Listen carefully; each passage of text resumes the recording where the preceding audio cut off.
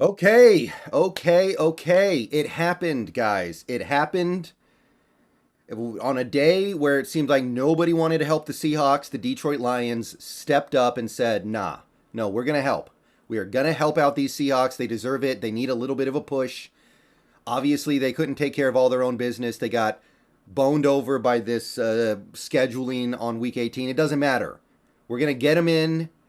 Lions went out there, played a tough game, showed that they were not interested in laying down just because they were eliminated from the playoffs.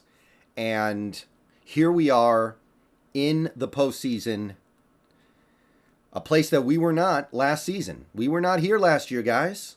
We were not here in 2021 with Russell Wilson, with Bobby Wagner, with that defensive line that was supposed to be stacked 10 deep with good quality players. We get rid of all that stuff. We bring in randos and third wave and fourth wave free agents. We start rookies. And here we are. We've got like, what, 6 rookies basically starting on this team. By this point, it might be like 7. And here we are. So, obviously, there were opportunities earlier this season, over the last couple months. But right now, all I know is that forget those games. Forget, some of these games that we lost that we probably should have won or could have won or whatever. All I know is, in what was supposed to be a rebuilding year and is in some ways still reasonably a rebuilding year, we are in the postseason. And it wasn't supposed to go this way. And I was proud of this team regardless of what happened tonight, because a 9-win season with all these, the dead cap, the future draft capital that has no effect on the current team, the first and second round next year from Denver. All these things that could have made this a really bad year, they didn't let it happen.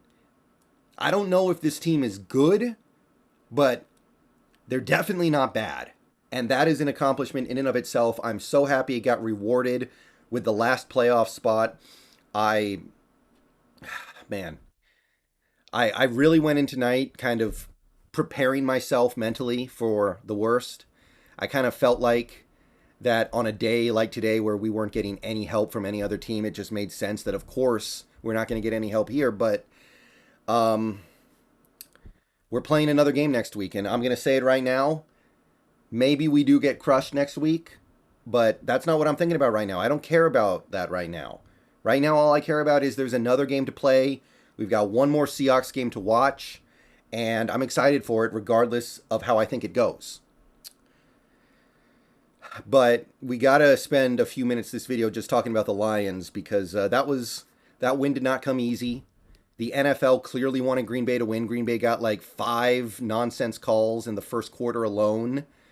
They busted a couple of big plays in the second half that got called back on penalty that did not need to be called, even if it was technically correct. And everything was trying to push Aaron Rodgers over the goal line here. And Detroit, their running game woke up in the second half. They were able to dominate the game on the ground. Hutchinson had a monster game. I think he had 2 sacks and multiple other pressures in this game. Great game from him. One of the most exciting young rookies in the league. Kirby Joseph got that interception that ended up basically taking the ball away from Aaron Rodgers for good. And they were able to overcome the fact that Jared Goff was not himself. Jared Goff did not look like himself tonight at all. Jared Goff threw a lot of balls into the dirt. He looked very uncomfortable. He didn't look like he was having a lot of fun out there. He made a couple of nice throws as this game went on, but for the most part, he struggled a lot.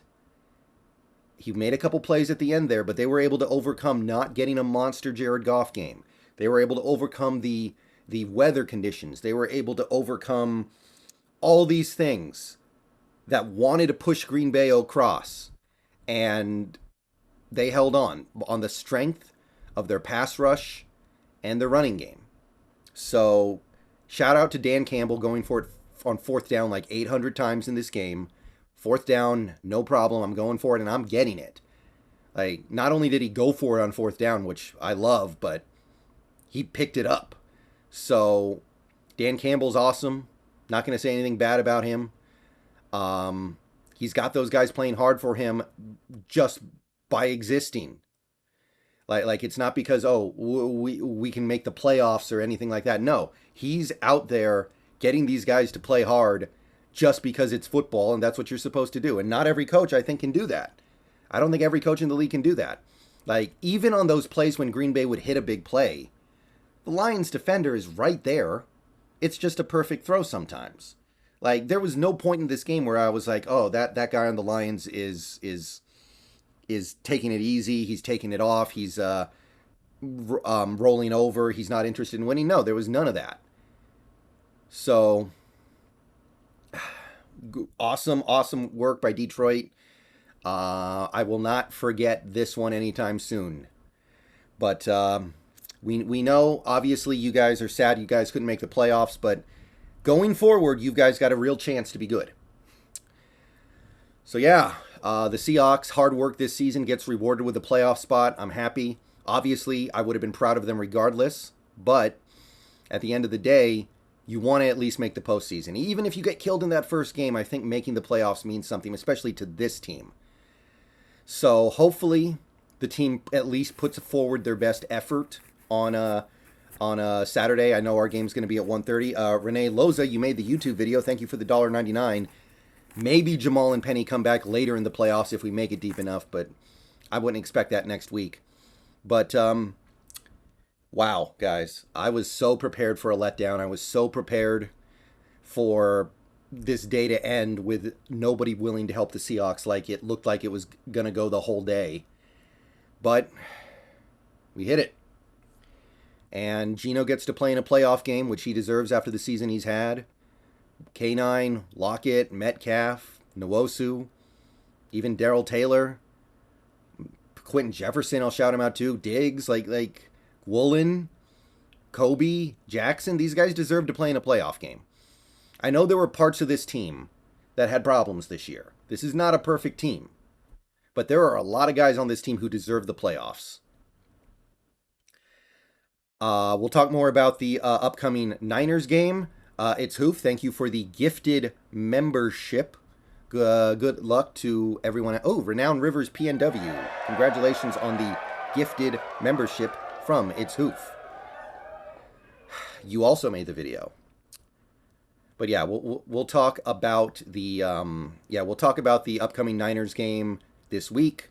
I know that a lot of people are going to be anticipating a not great result because of what happened the first two times we played the Niners this year, but you know what? We're still alive, we're still playing, and I'm perfectly happy to live with whatever results we get at this point. This is not the year when you expect your team to win 15 games in the Super Bowl. This was a year where making the playoffs seemed super unlikely, and here we are. So, thank you, Detroit. We love you guys. I don't think Seahawks fans are going to forget that one for a while. And we've got a lot of videos to make this week talking about the postseason. And a couple weeks ago, I don't think a lot of people felt like that was a very realistic possibility. It seemed like we were doomed from the moment Tua gave that Packers game to the